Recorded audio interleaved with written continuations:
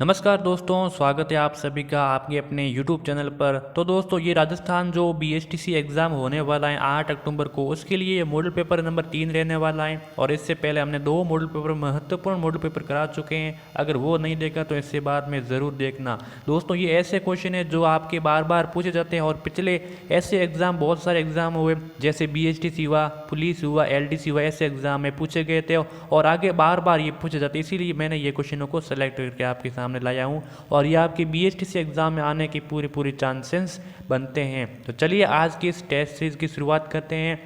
और चैनल पे नए तो इनको दोस्तों सब्सक्राइब ज़रूर कर देना है और आगे आपको एग्ज़ाम तक मॉडल पेपर, ऐसे ही मॉडल पेपर मिलते रहेंगे। अगर आपने टेलीग्राम चैनल ज्वाइन नहीं किया है तो लिंक नीचे डिस्क्रिप्शन में है।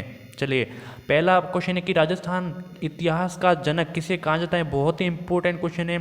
राजस्थान इतिहास का जनक किसे कहा जाता है। तो देखिए, यहाँ पे राइट आंसर की बात की जाए कर्नल जेम्स टॉड हो जाएगा। तो राजस्थान इतिहास का जनक या राजस्थान इतिहास का पिता किसे कहते हैं, तो ये कर्नल जेम्स टॉड को कहते हैं। यहाँ पे आपका 4 नंबर ऑप्शन करेक्ट आंसर हो जाएगा।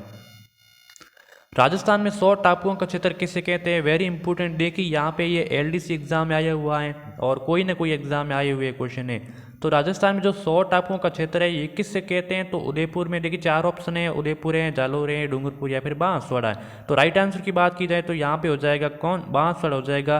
100 टापुओं का क्षेत्र बांसवाड़ा को कहते हैं। आपका 4 नंबर ऑप्शन करेक्ट हो जाएगा। चलिए, अगला सवाल है कि क्षेत्रफल की दृष्टि से भारत का सबसे बड़ा राज्य कौन सा है। देखिए, यहाँ पे क्षेत्रफल की दृष्टि से पूछा है, न कि जनसंख्या की दृष्टि से। तो क्षेत्रफल की दृष्टि से भारत का सबसे बड़ा, अब देखिए भारत में पूछा है और एग्जाम कहाँ है, एग्जाम में हमारा राजस्थान के बाहर से क्वेश्चन आएंगे नहीं। तो यहाँ पे राइट आंसर कौन सा हो जाएगा, राजस्थान हो जाएगा। ये तो एक लॉजिक है, लेकिन क्षेत्रफल की दृष्टि से भारत का सबसे बड़ा राज्य ही राजस्थान है। यहाँ पे आपका 4 नंबर ऑप्शन करेक्ट हो जाएगा। चलिए, अगला सवाल है कि मानसून शब्द है ये किस भाषा से बना है। इंपॉर्टेंट क्वेश्चन है, मानसून शब्द है ये किस भाषा से बना है। तो ये बना है किस भाषा से, ये अरबी भाषा से बना है। आपका 1 नंबर ऑप्शन करेक्ट आंसर हो जाएगा, इससे अरबी भाषा से। चलिए, अगला सवाल है कि मावट से सर्वाधिक फायदा किस फसल को होता है। देखिए, जो मावट होती है, शीत ऋतु में आने वाली बरसात को मावट कहते हैं। तो इसका जो सर्वाधिक फायदा होता है ये किस फसल को होता है। तो ये होता है रबी की फसल को, और इनमें से रबी की फसल कौन सी है, वो है गेहूं। यानी कि 1 नंबर ऑप्शन आपका बिल्कुल करेक्ट आंसर हो जाएगा। अगला सवाल है कि राजस्थान में मावट के आगमन का समय बताना है। जो मावट आती है राजस्थान में, मावट का आगमन का समय, तो ये शीत ऋतु में आती है। तो शीत ऋतु में कब आती हैं, तो देखिए ये आती है कब, दिसंबर और जनवरी महीने में आती है। दिसंबर और जनवरी महीने में। आपका 4 नंबर यहाँ पर भी करेक्ट हो जाएगा। आड़ूती पठार की मिट्टी, अगला सवाल है कि आड़ूती पठार की मिट्टी कैसी है, लाल है, भूरी है, मध्यम काली या फिर कचारी है। सभी को राइट आंसर बताना, सभी को सोचना है। तो देखिए, आड़ूती पठार की जो मिट्टी है वो हो जाएगी मध्यम काली। कैसी है, मध्यम काली। आपका 3 नंबर ऑप्शन है यहाँ पे करेक्ट हो जाएगा। रट लेना इस क्वेश्चन को। आड़ूती पठार में कौन कौन जिले आते हैं, कोटा, बूंदी, बारा और झालावाड़, ये जिले आते हैं और इसमें जो मिट्टी है वो मध्यम काली है। 3 नंबर ऑप्शन आपको करेक्ट हो जाएगा। अगला सवाल है कि खसरा संबंधित है, किससे संबंधित है, क्या खसरा संबंधित है। तो ये भूमि का क्षेत्र से संबंधित है। आपका यहाँ पे 1 नंबर ऑप्शन करेक्ट हो जाएगा।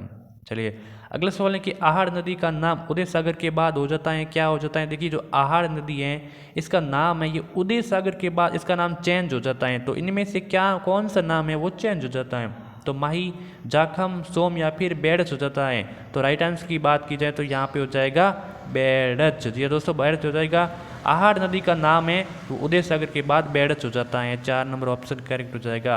अगला सवाल है कि राजस्थान में परवा है ये कितने रूपों में पाया जाता है। तो राजस्थान परवा 2 रूपों में, 3 रूपों में, 4 रूपों में या फिर 5 रूपों में। तो राजस्थान परवा पाया जाता है कितने रूपों में, 2 रूपों में, सॉरी 3 रूपों में। यानी कि 2 नंबर ऑप्शन आपका करेक्ट हो जाएगा, 3 रूपों में पाया जाता है। अगला सवाल है कि अनूप सागर स्थित है। अनूप सागर एक झील भी है, तो ये कहाँ पर स्थित है, राजसमंद, उदयपुर, बीकानेर या फिर सिरोही में। तो अनूप सागर ये स्थित है बीकानेर में। आपका यहाँ 3 नंबर ऑप्शन हो जाएगा राइट आंसर। अगला सवाल कि राजस्थान में सर्वाधिक ऊंचाई पर स्थित है झील है। मोस्ट इंपोर्टेंट क्वेश्चन, राजस्थान में सर्वाधिक ऊंचाई पर स्थित झील है। दोस्तों, आगे भी ऐसे मॉडल पेपर आपको मिलते रहेंगे। तो अभी आप पहली बार देखो तो चैनल को जरूर सब्सक्राइब करें इसको, और साथ ही साथ नोटिफिकेशन भी ऑन कर देना। देखिए, राजस्थान में जो सर्वाधिक ऊंचाई पर स्थित झील है तो वो है कौन सी, नक्की झील है। कौन सी, नक्की झील। और ये कहाँ पर स्थित है, तो ये सिरोही जिले में स्थित है। कहाँ पर है, सिरोही जिले में। ऐसा भी आ सकता है कि ये कहाँ पर स्थित है, तो ये सिरोही जिले में स्थित है। चलिए, अगला सवाल है कि जयपुर, नागौर व अजमेर जिलों की सीमा बनाने वाली झील है।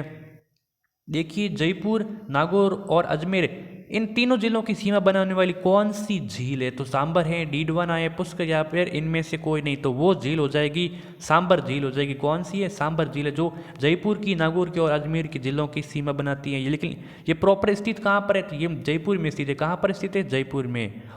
चलिए अगले सवाल है कि राजस्थान की खारे पानी की सबसे बड़ी झील है। मोस्ट इंपोर्टेंट क्वेश्चन है। राजस्थान की खारे पानी की सबसे बड़ी झील है तो वो सांबर झील हो जाएगा, जो अभी अभी बताया। वो कहाँ पर स्थित है? तो ये जयपुर में, और 3 जिलों की सीमा भी बनाती हैं। यहाँ पे आपका 2 नंबर ऑप्शन करेक्ट हो जाएगा। चलिए अगले सवाल है कि मोरेल बांध है परियोजना किस जिले में स्थित है? कौन सी मोरेल बांध परियोजना है? ये किस जिले में? सवाई माधोपुर, जोधपुर, भीलवाड़ा या फिर टोंक में? तो राइट आंसर की बात की जाए तो यहाँ पे हो जाएगा सवाई माधोपुर। मोरेल बांध परियोजना ये स्थित है कहाँ पर दोस्तों? सवाई माधोपुर में स्थित है। चलिए अगला सवाल है कि निम्न में से ऊँटों को पालने वाली जाति है कौन सी जाति है जो ऊँटों को पालने वाली है? तो कुम्हार, रेबारी जाति, नाचना या फिर फलोदी? तो राइट आंसर की बात की जाए तो यहाँ पे ऊँटों की पालने वाली जाति है तो वो है रेबारी जाति। कौन सी है? रेबारी जाति। 2 नंबर ऑप्शन यहाँ राइट आंसर। अगले सवाल है कि राज्य में सर्वाधिक फेल्सपार का उत्पादन होता है कहाँ पर? देखिए राज्य में जो सर्वाधिक फेल्सपार होता है ये किस जिले में होता है? अजमेर में, टोंक में, उदयपुर या फिर सिरोही में? तो राइट आंसर की बात की जाए तो फेल्सपार उत्पादन में अग्रणी जिला है वो है अजमेर। यहाँ पे 1 नंबर ऑप्शन करेक्ट हो जाएगा।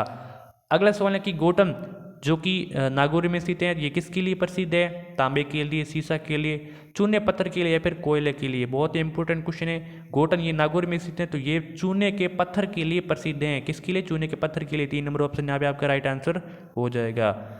अगला सवाल है कि राजपूतों की उत्पत्ति अग्निकुंड से बताने वाला ग्रंथ कौन सा है? देखिए पहला क्वेश्चन यहाँ पे भी बनता है कि राजपूतों की उत्पत्ति कहाँ से होती? तो ये अग्निकुंड से।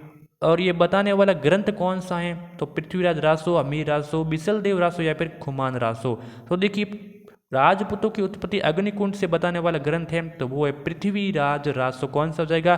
पृथ्वीराज रासो हो जाएगा। आपके जो 1 नंबर ऑप्शन यहाँ पे करेक्ट आंसर हो जाएगा। अगला सवाल है कि सीवी जनपद के उल्लेख का सर्वप्रथम स्रोत कौन सा है? तो सिक्के हैं, शिलालेख हैं, संस्कृत साहित्य या फिर यूनानी साहित्य? तो ये हमारा आखिरी नंबर क्वेश्चन रहने वाला है। सीवी जनपद के सिक्के का उल्लेख सर्वप्रथम मिलता है सिक्कों में मिलता है। यहाँ पे आपका 1 नंबर स्रोत है वो सिक्के हैं। यहाँ पे आपका 1 नंबर ऑप्शन करेक्ट आंसर हो जाएगा। ये हमारे मॉडल पेपर नंबर 3 यहाँ पे संपन्न हो चुके हैं। कल आपका मॉडल पेपर नंबर 4 रिलीज होने वाला है, इसीलिए इस चैनल को जरूर सब्सक्राइब कर देना और नोटिफिकेशन भी ऑन कर देना। अपने दोस्तों के साथ शेयर और वीडियो को लाइक कर देना। चलिए मिलते हैं एक और अगले वीडियो में।